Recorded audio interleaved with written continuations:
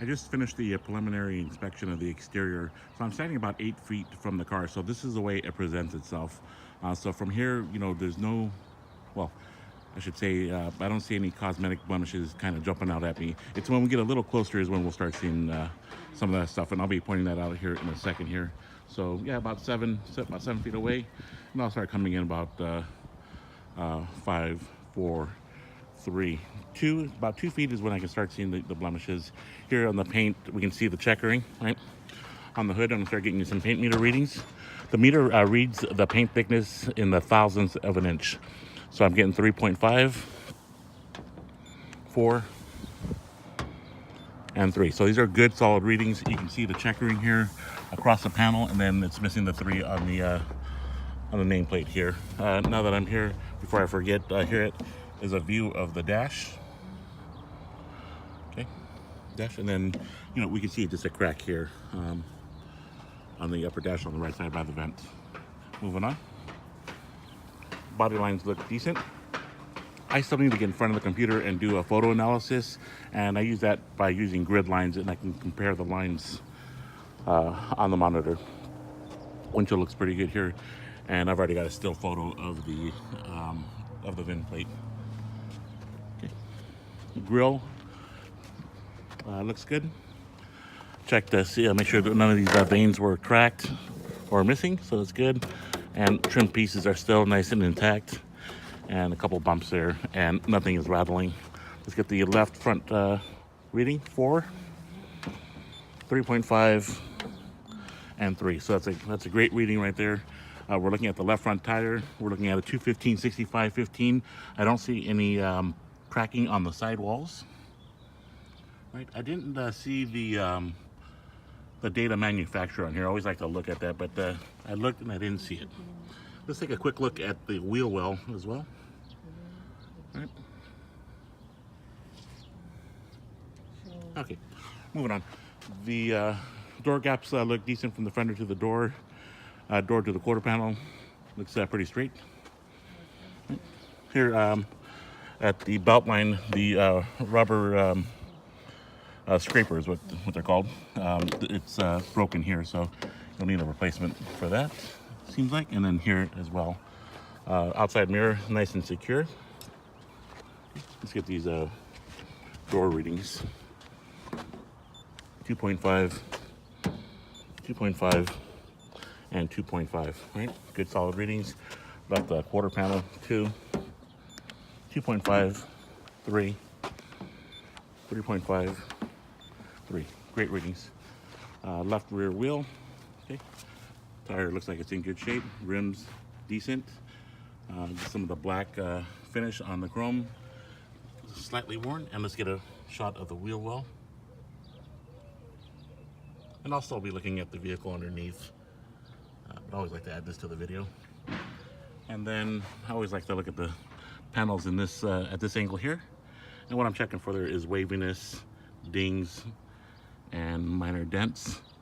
And I don't know if the camera's picking up on it, but there's a couple of dings here on the door there. This one here can more than likely be corrected with paintless dent removal.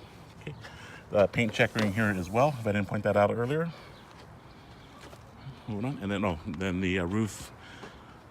The roof readings had already taken preliminary readings, and these are the ones that were inconsistent with the rest of the panels. 6.5, 6, 5, and then it's here at the roof here where there's dents and rippling right here. So let's get a different couple of angles there.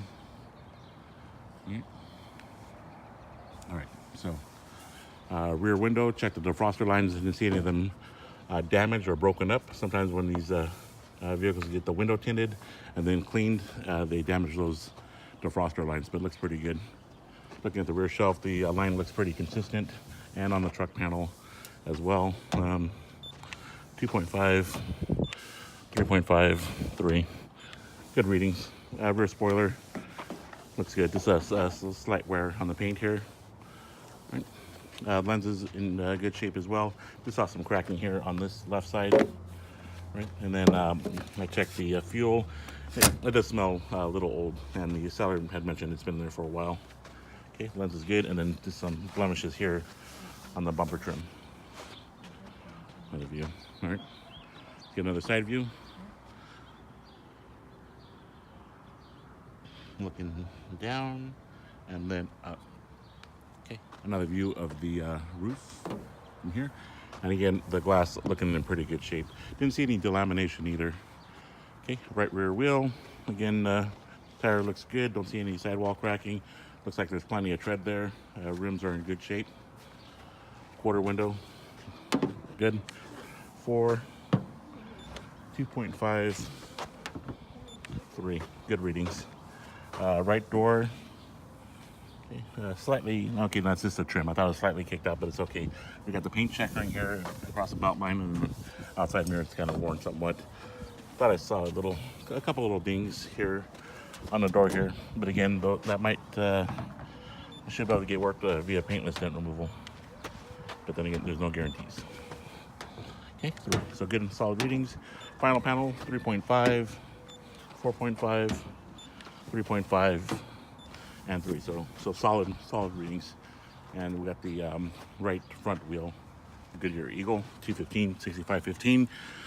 There's a view of the wheel well. All right, looking good. And then one final view as well of the exterior. Pushing up. All right, moving on. I'm about to start the vehicle now. This is actually the second time that I started it. The first time was for about 10-15 seconds just to position it. But I'm gonna stay quiet here for a second just for the startup. We got the service engine soon light that's on. And oil light is on. Okay, good. So we can see it fires right up the second that you turn the key there. The lights are out right now. And let the RPM drop. Out mileage is 74,719. What I like to do is go to the back of the vehicle and check the exhaust. And what I'm looking for is any type of smoke, whether it's black, blue, gray, or white, right? At this point, I see something coming out. It may be condensation. So what I do is I'll come back after it's been running for a while, or after a road test, I'll check it. Oh, let's see. Oh, there it is. Okay. All right, so the idle just corrected itself. And I also, when I smelled the fuel, it seems like it's a little rich right now. I could smell the unburned gas. The fuel's a little old on this one. It smells stale. But looking at the engine bay area, so this looks really nice. A nice original hood installation. It's just missing the one securing, what do you want to call it? Nut or what have you. But the other one seemed to be all in place. The seller, Mark, told me that some wiring was done here to the antenna mast. You can see where it's been tampered with. It says it does not work. It was work done at the dealership, and then they had somebody come out and try to repair it, replace the radio, and it still doesn't work to this day. Battery was just replaced the other day. It's got a stamp date of 4/18, so April 18. I've already checked the coolant. Hopefully this doesn't blow up in my face. But what I'm checking for here is any signs of cross-contamination. Let me lift up the hood again. It kind of came down on me. So the hood shocks are getting a little weak now. That has been up for a little while. So those will probably need to get replaced. What I'm checking for here is any signs of cross-contamination or bubbling, which I don't see any of it. So that's a good sign right there. I'm actually gonna let the engine idle for probably like 15-20 minutes before I even road test it. I like to put it through its paces and an environment where, let's say you're at a stop sign for an extended period of time. I want to see if this thing's gonna overheat or not. I've already checked the power steering fluid, the transmission fluid. It was nice and pink. It's up to the right level. That was in great shape. I checked the side tanks of the radiator. Didn't see any signs of leaking. And I checked the front frame supports. That looks good. I don't see any signs of front impact damage. The belt is in good shape. Brake fluid, I already removed the cap, but that one, the fluid's a little dark, so at some point you'd want to replace that. Engine oil is dead on where it needs to be, and it's in tan color, so it looks like it was recently replaced. The only thing I couldn't check was the power steering fluid. The cap was on extremely tight, I don't want to force it. It's still plastic, it's an older car, so you got to be practical with these cars as well. So just in case it cracks, you got to be in a position to be able to fix it right then and there. I always like to remove the oil filler cap. What I'm checking for is any type of blow-by, right? or smoke, which I didn't see any right now. Okay. So, grab it up a little.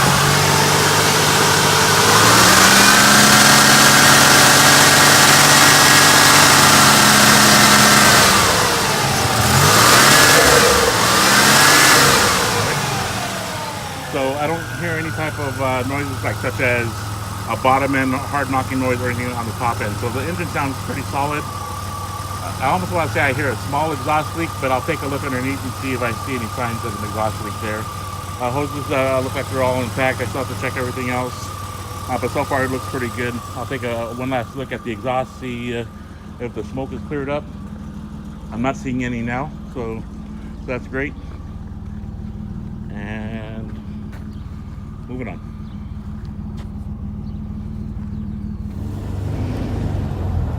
So I drove the vehicle already for about 3 miles already. I went and I switched out with Mark so I can just run this quick video. What I check for is vibration while driving at the higher speeds. There was no shimmy coming from the steering wheel. Well, I take that back. Actually, there's a little bit of a shimmy, and it sounds, or it feels like maybe tires.